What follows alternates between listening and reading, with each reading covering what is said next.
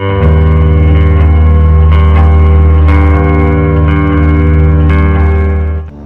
umaga po mga kaibigan, latest weather update po tayo March 5, 2024, umaga po ng Martes. Pero bago po tayo magpatuloy, pa-like and subscribe naman po bilang suporta sa ating YouTube channel. So ngayong umaga po ng Martes mga kaibigan, ang Sypnosis pa rin po natin galing sa Pag-asa.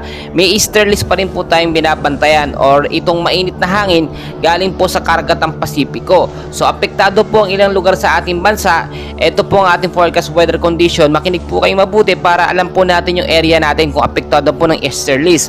Sa area po ng Cagayan, Isabela, Aurora at Quezon, maulap na panahon po sa hapon ng maranasan. Pero ngayong umaga po hanggang sa tanghali, asahan po natin na medyo mainit po ang panahon. No? Impact po niya, no? Posibleng pag-uulan.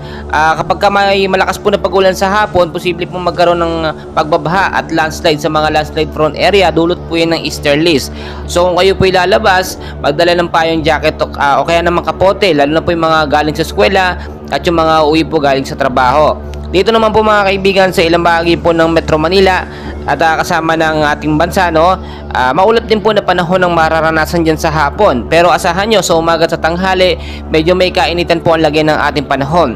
Easterlies po ang binabantayan dyan sa may bandang Metro Manila at mag-ingat po kayo sa posibleng isolated light rains to heavy rainfalls pagdating po sa gabi at posible po magkaroon ng mga pagbabaha kung ito po ay magkakaroon ng patuloy na pag-uulan. Landslide naman sa mga landslide prone area. Kaya lagi kong pinapaalala mga kaibigan, kung kayo po ay aalis na lang kabahayan, no?